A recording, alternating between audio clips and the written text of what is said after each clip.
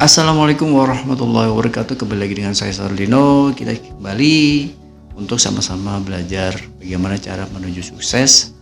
Yang sebelumnya 4 dari master keyword dari Charles F. Haanel tentunya sangat menginspirasi bagi kita semua. Tentunya semua yang kita dapat, jika ada baiknya kita ambil, jika tidak apa-apa, diabaikan saja. Saya di sini hanya berbagi. Semoga berkenan dan bermanfaat. Untuk saat ini saya akan membahas perihal dari master keywords-nya Charles Haanel dengan tema sebab yang pasti.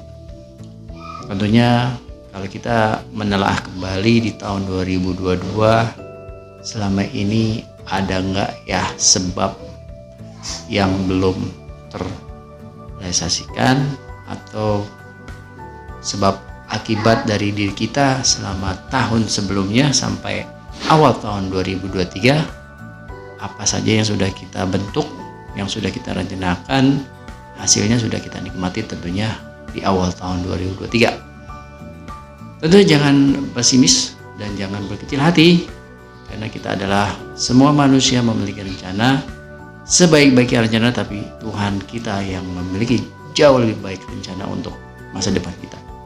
Tetap semangat dan kita tetap selalu optimis. Apapun yang kita gapai, semuanya akan terrealisasikan. Oke? Di sini saya akan sedikit berbagi apa yang dikutip dari Charles F. Haanel tentang sebab yang pasti.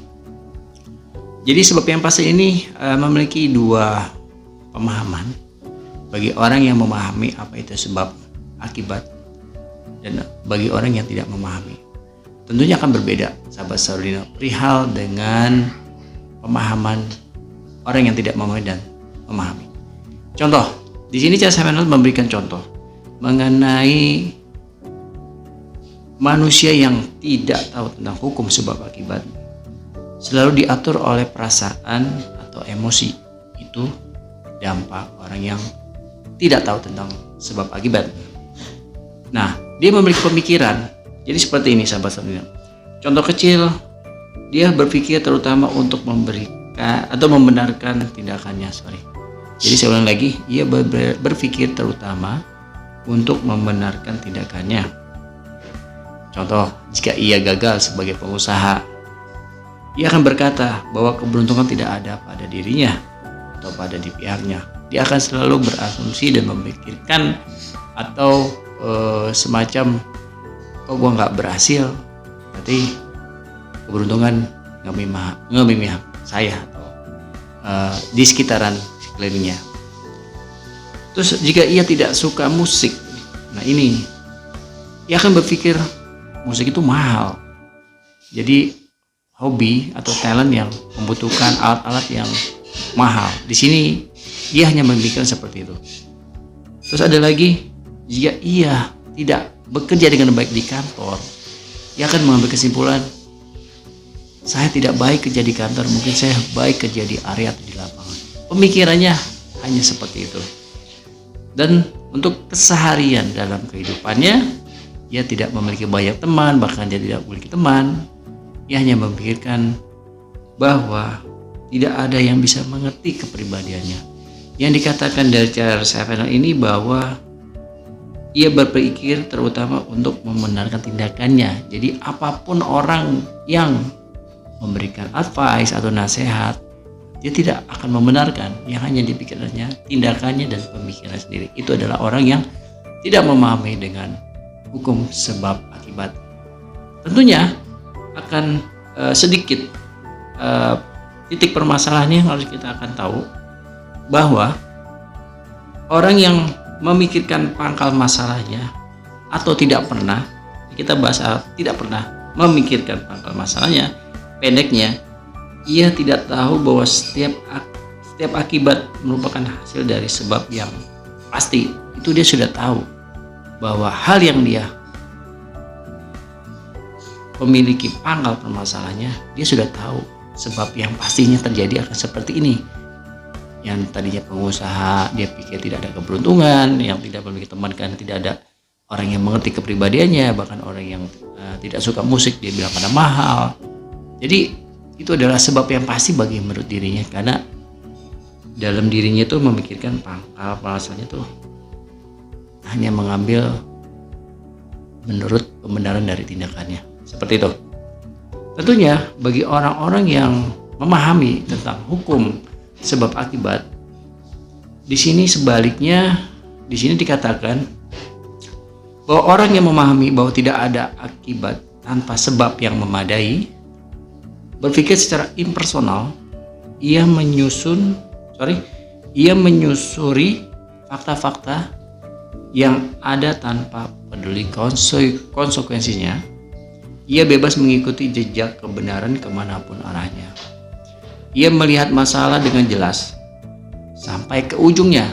Jadi ini orang-orang seperti ini, setiap ada masalah dia akan sangat detail sekali apa yang pernah dilakukan, apapun itu permasalahannya dia akan telusuri sampai ujungnya, bahkan dia harus tahu betul penelusurannya. Dan ia bersedia membayar segala persyaratannya, dan orang ini benar-benar berkorban. Jadi banyak hal yang akan dipertaruhkan di sini. Tentunya sahabat Sardina, ini adalah benar-benar orang yang memiliki konsekuensinya yang sangat tinggi. Ini adalah contoh orang-orang yang memahami.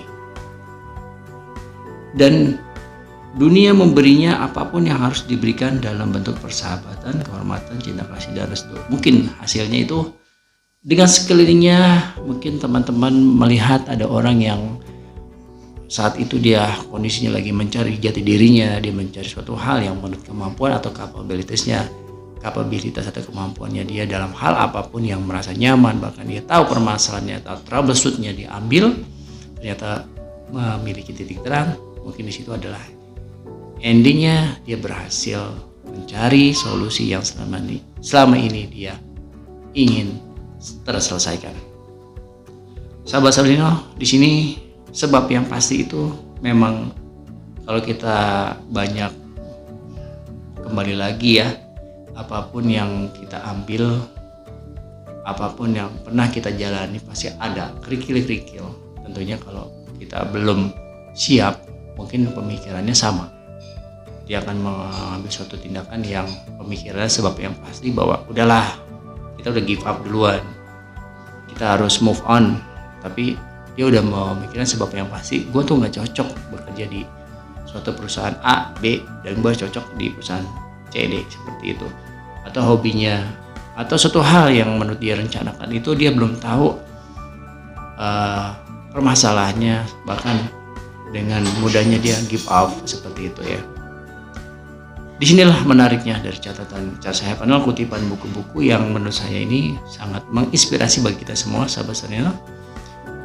Tentunya ada kata-kata master keyword yang akan saya share. Jadi, pikiran universal dapat diandalkan untuk menemukan cara dan sarana guna menimbulkan manifestasi yang penting, tetapi kita harus menciptakan tujuan atau cita-cita, dan tujuan ini haruslah sempurna. Jadi kembali lagi, pikiran adalah kekuatan yang bersifat universal. Itu kita andalkan. Sebagaimana selama ini kita masih memikirkan sesuatu yang menurut kita itu adalah hal-hal yang menurut positif. Sampai kapanpun, bagaimanapun cara, ada sarananya dan menimbulkan manifestasi yang mungkin notabene untuk keuntungan kita. Jadi nggak salah juga, itu akan membuahkan hasil dari cita-cita kita. Selanjutnya adalah kalau kita lihat lagi dari next master keywordnya adalah kearifan, kekuatan, keberanian, dan semua kondisi harmonis merupakan hasil dari kekuatan. Dan telah kita lihat bahwa semua kekuatan berasal dari dalam diri. Ini dicapai dengan cara yang persis sama seperti cara mengembangkan semua kekuatan, yaitu melalui latihan. Jadi semua tiap diri kita tuh memiliki kekuatan, energi. Tanpa kita sadari, kita tuh punya. Tapi jangan give up. Tentunya kekuatan itu melalui latihan, pengalaman yang terdahulu. Jadi apapun pengalaman yang kita alami itu jelek atau jatuh, bangun, itu adalah suatu latihan. Jadi sahabat Saudino, jangan selalu menjudge diri kita tuh dengan hal-hal yang selalu merendahkan diri kita. Jadilah pengalaman yang terburuk dalam diri kita yang sudah terjadi jadi hal latihan yang membangun ke depan kita lebih baik. Tetap semangat, karena tidak ada kata-kata menyerah, tidak akan ada hasil yang baik. Semuanya akan ada, tinggal sabar. Dan tentunya rencana itu kalau kita susun dengan rapi, dengan selalu berpikir positif, dengan hukum sebab akibat atau sebab yang pasti, dengan tentunya berpikir dengan cara yang lebih universal, tentunya kita akan mencapainya. Dengan adanya kita ujian, dengan adanya kita suatu hal kegagalan, itu adalah merupakan suatu langkah pencapaian atau perencanaan kata sukses kita nanti. Oke, itu saja yang saya sampaikan. Terima kasih. Mohon maaf jika ada kata-kata yang menyinggung atau salah. Ini adalah suatu hal yang menurut saya hanya berbagi kepada semuanya. Terima kasih. Selamat beraktivitas. Sukses semua dan sehat selalu. Terima kasih. Bye-bye.